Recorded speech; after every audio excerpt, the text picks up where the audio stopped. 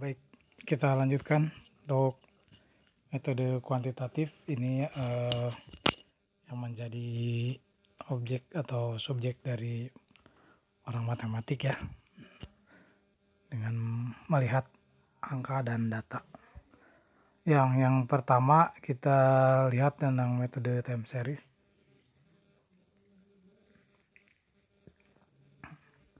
Ya, jadi kita akan menggunakan data-data masa lampau untuk meramalkan masa yang saat ini atau yang akan datang. Seperti itu ya. Oke, jadi nanti diidentifikasi data-data historisnya, data-data permintaan di waktu-waktu yang sudah lewat atau sudah berlalu. Selanjutnya yang kedua, metode kausal. Jadi nanti diidentifikasi sebab akibat gitu ya. Jadi faktor-faktor apa aja yang menyebabkan variasi permintaan atau faktor yang menyebabkan permintaan ya, fluktuasi permintaan. Kemudian nanti faktor-faktor itu dicari mana yang mempunyai efek yang paling dominan, misalkan seperti itu ya. Nanti kita akan hitung dengan metode causal method. Oke, seperti itu. Selanjutnya, untuk metode causal method ini, faktor apa aja biasanya yang berpengaruh pada permintaan? Misalkan salah satunya harga produk. Semakin murah produk yang kita pasarkan, biasanya untuk konsumen di Indonesia akan semakin banyak peminatnya, permintaannya pada produk tersebut. Kemudian saluran distribusi ya. Dan distribusi ini sangat penting. Jadi nanti misalkan dalam terkait dengan misalkan ya, misal nih salah satu produknya barang X lah, misalkan seperti itu. Kalau distribusinya sampai meluas seluruh Indonesia, itu sudah misalkan sampai ke pelosok-pelosok desa, sudah pasti nanti permintaannya terhadap barang tersebut akan lebih berpeluang untuk banyak permintaan terhadap barang tersebut. Nah, beda halnya dengan produk yang distribusinya sempit ya, atau kurang luas. Jadi nanti pasarnya juga ya di situ-situ aja. Seperti itu. Kemudian juga yang berikutnya promosi. Promosi ini akan mempengaruhi setiap orang yang mendapatkan promo itu untuk membeli atau permintaan terhadap barang tersebut ya. Nah, kalau di Indonesia biasanya promosi yang efektif itu promosi dari mulut ke mulut ya, biasanya efektif. Oke, sebelum lanjut ke faktor lainnya, ini silakan di video ini Anda like, kemudian yang belum subscribe, kemudian tuliskan komentar 9.3 di video ini, 9.3. Oke ya, itu ya. Selanjutnya, metode selanjutnya yaitu pendapatan masyarakat, pendapatan per kapita, pendapatan individu. Suatu daerah itu akan mempengaruhi tingkat permintaan. Semakin tinggi pendapatannya, maka permintaan terhadap sebuah konsumsi barang dan jasa dan sebagainya itu akan semakin tinggi juga. Selanjutnya jumlah penduduk, jelas ini sangat berpengaruh. Indonesia merupakan negara dengan penduduk terbesar keempat ya kalau nggak salah di dunia. Jadi pangsa pasarnya sangat luas. Itu ya, pasti permintaan suatu barang itu bakalan lebih tinggi ketimbang negara yang penduduknya sedikit. Oke. Pada metode ini diperlukan identifikasi variabel yang relevan ya dari sekian faktor ini. Nanti kita cari ya, misalkan harga produk dianalisis memberikan berapa persen pada mempengaruhi seseorang untuk melakukan permintaan. Promosi berapa persen itu nanti ada ya, ilmunya itu tentang multivariat tadi ya. Kemudian setelah melihat variabel yang relevan, kita cari model yang cocok atau fungsi yang cocok ya, dengan data yang kita punya. Nah, nanti kita tinggal masukkan aja yang akan kita ramal itu ke dalam fungsi yang sudah ada nih. Oke. Nah, kelebihan dan kekurangan metode ini, yang pertama untuk kelebihannya, ketepatan hasilnya cukup tinggi. Kemudian kedua, dapat digunakan untuk peramalan jangka panjang. Ya, seperti itu. Mungkin untuk dalam hal ini contohnya adalah penjualan misalkan sepeda motor merek Honda gitu ya. Honda, Yamaha, Suzuki lah misalkan 3 merek itu. Nah, kalian juga tahu ya, Bapak nggak mau sebut mana yang lebih bagus, tapi kalian juga pasti tahu mana di pasaran yang lebih banyak yang terjual ya dari 3 itu, dan mana yang lebih sedikit. Nah, seperti itu ya. Nah, itu faktor-faktor yang mempengaruhinya biasanya tambah dengan loyalitas juga ya, loyalitas konsumen pada merek tertentu. Nah, itu akan mempengaruhi dia untuk kalau misalkan punya anak nanti dibelikannya motor merek itu lagi gitu ya. Nah, karena dia loyal pada merek itu dan setiap akan membeli ya mesti merek yang sama. Itu walaupun dengan tipe sepeda motor yang berbeda. Kita untuk kekurangannya tidak praktis, membutuhkan banyak jenis data ya tadi itu ya. Kalau misalkan ini harga produknya juga harus tahu ya, saluran distribusi, promosi semuanya. Datanya banyak yang harus kita cari. Kemudian waktunya lama dan ini mahal untuk mencari data-data ini, mahal.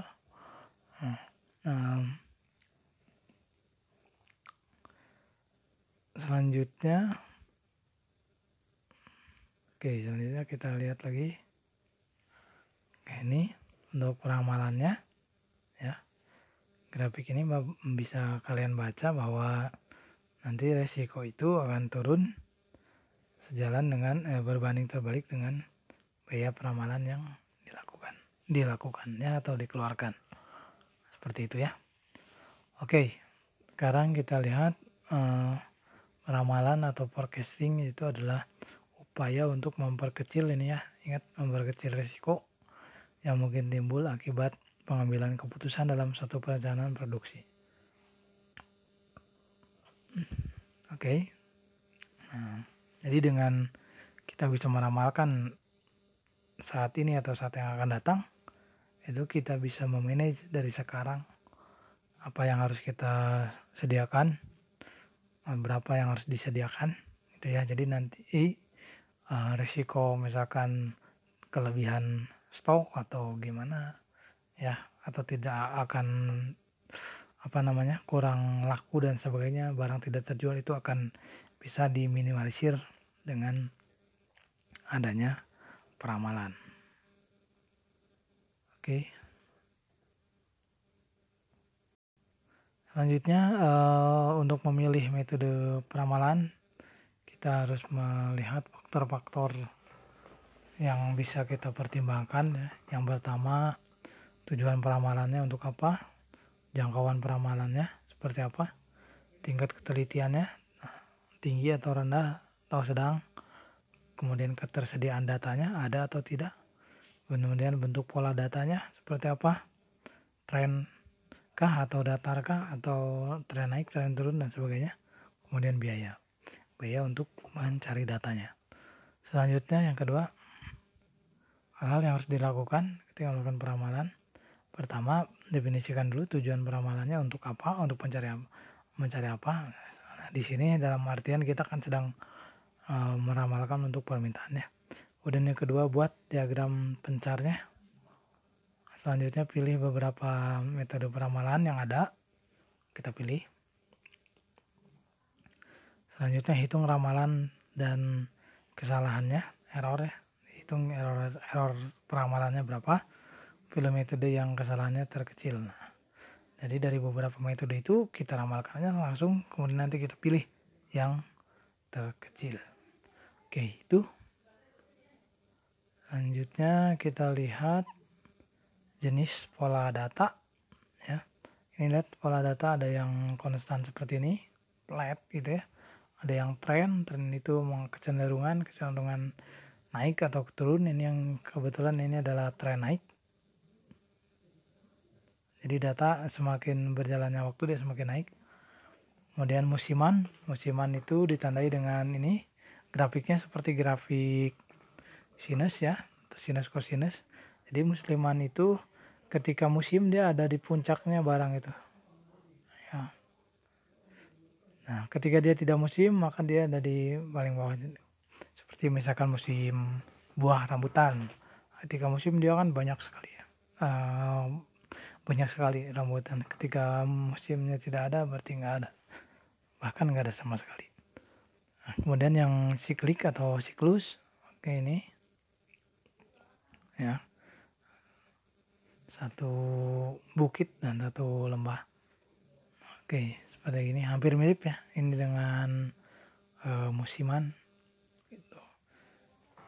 Oke. Nah, kadang ini adalah kasus khusus ya dari musiman. Selanjutnya kita lihat fungsi peramalan.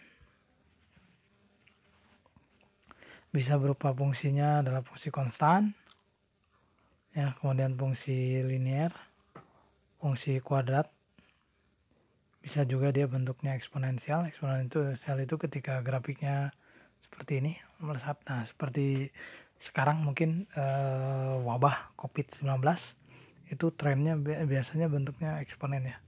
Jadi jumlah pasien yang terkonfirmasi positifnya itu cepat gitu nanjaknya. Oke, kemudian yang siklik nih nanti pakai sin dan kosinus ya.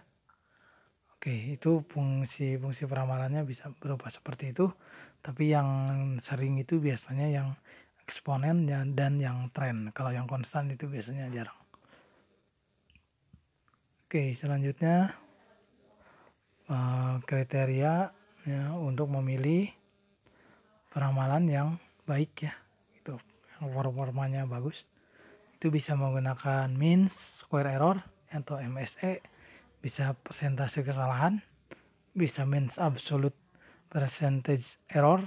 Oke, artinya dari tiga yang ada di sini itu kita mencari error ya, error dari peramalan. Error dari peramalan itu adalah selisih antara yang kita ramalkan dengan data yang terjadi di lapangan.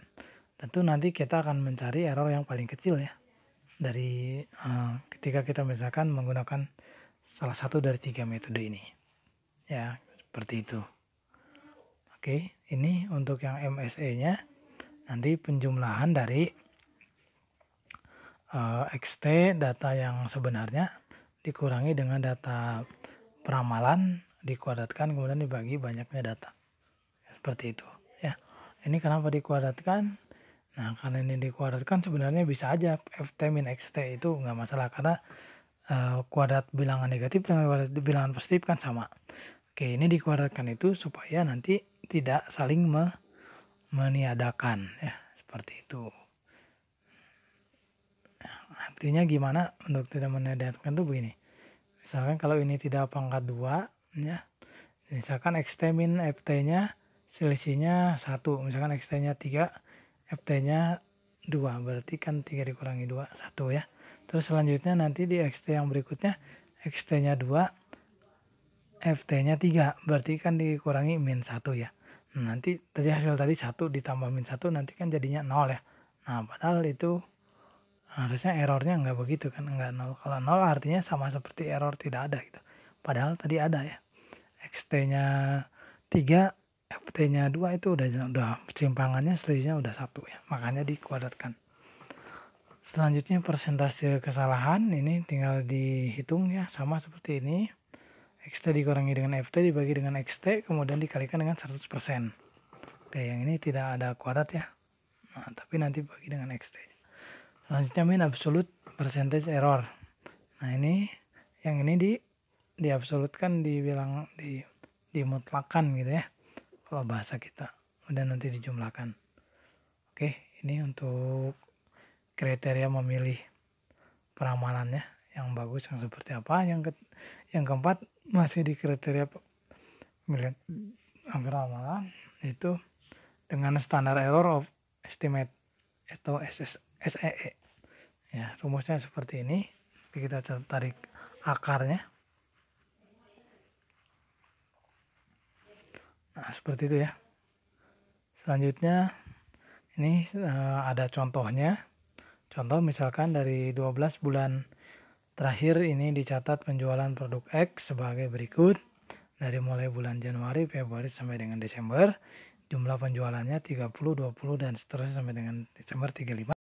Bagaimana ramalan permintaan produk X untuk 12 bulan mendatang? Oke, ini pertanyaannya. Nah, jadi untuk 12 bulan mendatang itu artinya mulai Januari sampai dengan Desember tahun yang akan datangnya. Oke. Nah, pertama kita menggunakan metode regresi linear sederhana dulu ya. Oke, kita gunakan ini. Maka nanti kita cari rumus, pasangkan rumusnya dengan yang pertama dengan fungsi A ya, konstan. Jadi sigma I sampai dengan N, kemudian A jadi N kali A. Kemudian A-nya nanti kita manipulasi berarti sigma N dt per N. Oke. Jadi nanti A-nya masukkan 30 tambah 20 datanya ya.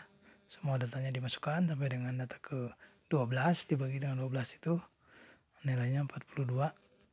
Jadi DT-nya atau FT-nya nanti 42 untuk A-nya. Nah, kemudian kita baliknya.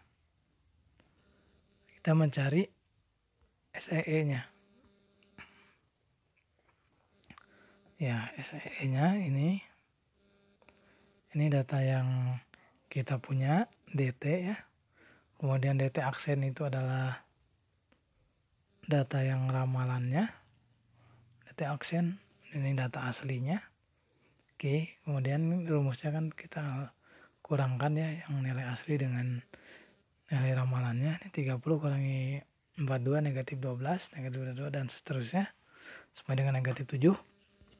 Kemudian ini kita kuadratkan, E-nya kita kuadratkan, selisihnya kita kuadratkan, kemudian sigma.